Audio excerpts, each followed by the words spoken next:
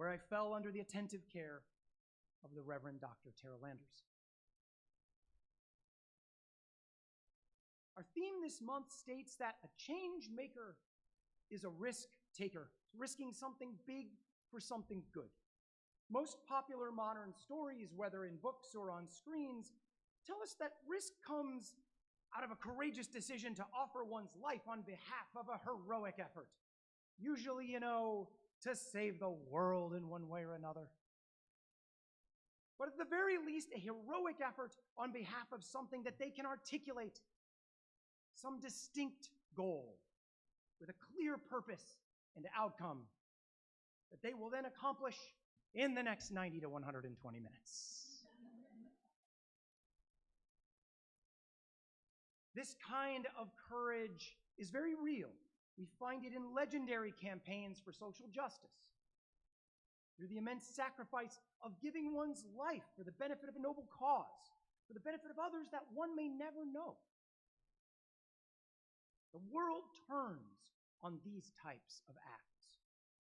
But there is another common courageous risk that often manifests in our everyday lives as almost a kind of disoriented effort of sheer human will. This kind of courageous risk has more to do with a core sense of an internal faith, a faith that no matter what happens, no matter how things turn out, if we want our future to be better than our present, we have to keep putting ourselves on the line every day, some way, somehow, in order to get there, wherever there might be. The philosopher Sharon Welch, herself a Unitarian Universalist, has an angle on this in her renowned work, A Feminist Ethic of Risk. Her main argument is that when the moment comes where we recognize that something needs to change, we need to push back against our impulses to control for an explicit outcome that we desire. Whether we are thinking of desired outcomes in our personal lives or the stated outcomes of our human justice work as a whole, Welch tells us that becoming fixated on one clear result or one exclusive idea of success will ultimately hinder our ability to manifest change. She writes, the search for guarantees and comprehensive solutions is often paralyzing because no definitive solutions are in sight.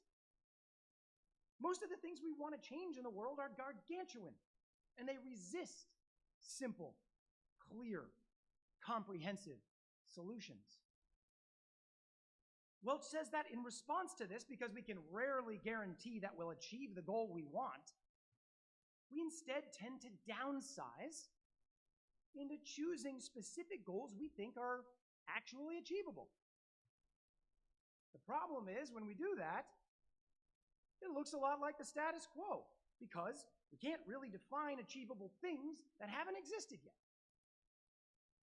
Here's another way of saying it. Nothing that is transformative, like true societal change or authentic personal change, will appear achievable to us when we set out in search of it. Anything that we can envision that is entirely fleshed out and achievable is not going to be transformative. It's going to look a lot like what we already know and can envision.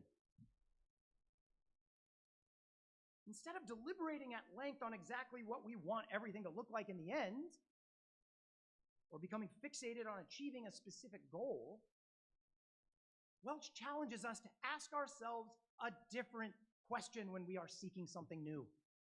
What improbable task with which unpredictable results shall we undertake today? I mean, how great is that? What improbable task with which unpredictable results shall we undertake today? I don't know where we're going to eat lunch. Let's set out in search of it. We'll see where we end up. She articulates how people like me, who come from privileged backgrounds and aren't used to running into extremely tough setbacks, are particularly prone to falling into a form of giving up, something she calls cultured despair.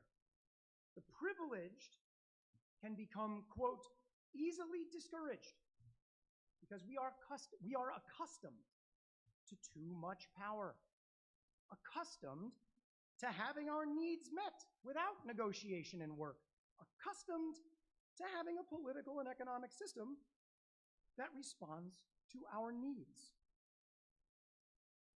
I mean, it's exhausting to think about change as an everyday job that will result in an outcome we can't predict or control. But Welch tells people like me to resist the pull to cynicism, to resist scoffing at hope, just because it turns out we privileged people don't have as much power to control our desired outcomes as we thought we did. And she teaches us that the antidote to cynicism and despair lies in the creation of community in the here and now, which is an act of love and an affirmation of the delightfulness and profundity of life. By risking to live and love creatively, responsibly, and compassionately in the present, we will find our way over time into affecting the surprising, unpredictable change we could have never possibly envisioned. Just 5 years ago, I could not have envisioned this glorious month of May with my mind swimming and my heart swirling, with all of you here in this lovely gathering waiting for me after the service, me weeping, hiding behind the pulpit after you gave me this beautiful gift. I mean, I wasn't even supposed to be here. I had a totally different internship lined up until my supervisor resigned at the last minute, took a new job, and begged Reverend Tara to take me. And that's true. I was not supposed to be here. That's amazing. I did not know I was going to love being a minister. I did not know how important becoming a minister would be to the expression of myself. And I don't know how to say goodbye. Don't. How does one say in a goodbye everything they wish or need to say? I can't stand it when things are left unsaid, when things are left unexpressed. Talk to my wife after the service. She will tell you.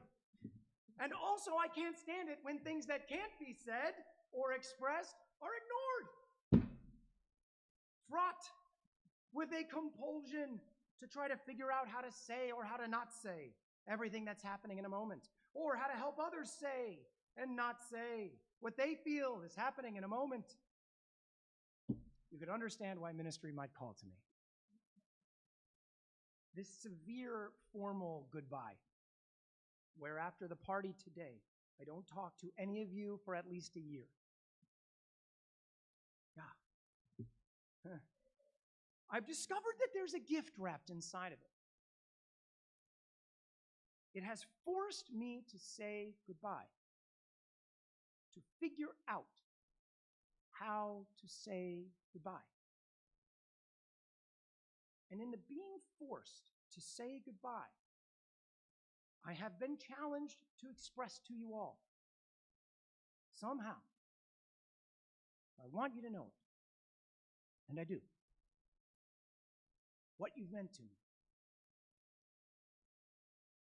It can't linger. It can't be said at a later date. And so I have tried to put it all into this service. And I've done the best I could. I hope that you can feel that. You are a life moment I could not have envisioned. You are a joy I did not see coming. And I hope you know that something very special in my life happened to me here. What improbable task with which unpredictable results shall you undertake today? And be careful where you roll the dice. You might end up a minister. But wherever you do end up, and a baby, how beautiful is that? A baby. Oh. I hope you find that the new you, that new future self, is even more at home in your wholeness of being than you could have ever possibly imagined. As I wished it for myself and blessedly discovered it, so I wish it for all of you. Amen and blessed be. Let's give it our all for the closing hymn, Blue Boat Home, 1064 in the Teal Hymnals.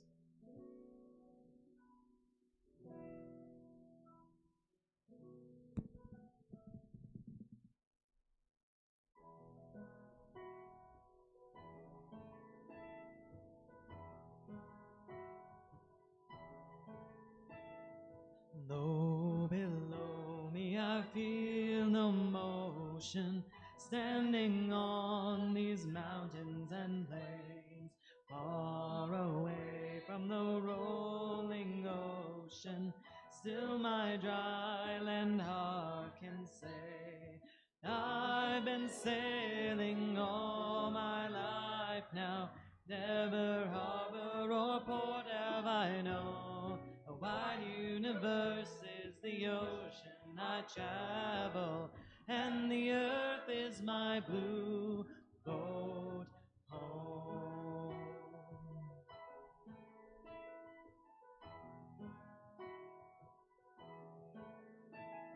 Sun my sail and moon my rudder, as I ply the starry seas, leaning over the edge in wonder, casting questions into the deep, drifting here with my ship's companions, all we kindred pilgrim souls, waking our way by the lights of the heavens in a beautiful blue boat home.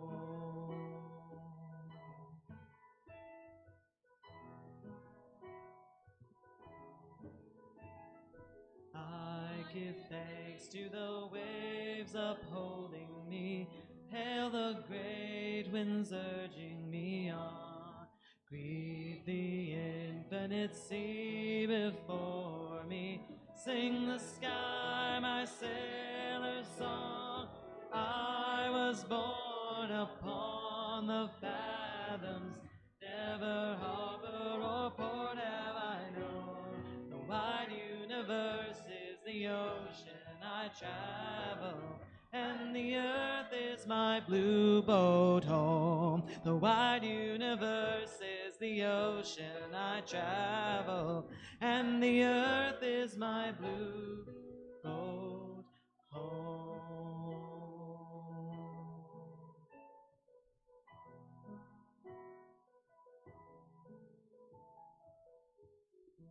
Please take the hand or shoulder of someone near to you, or reach out to someone across the room. The flames from our chalice and our candles are extinguished.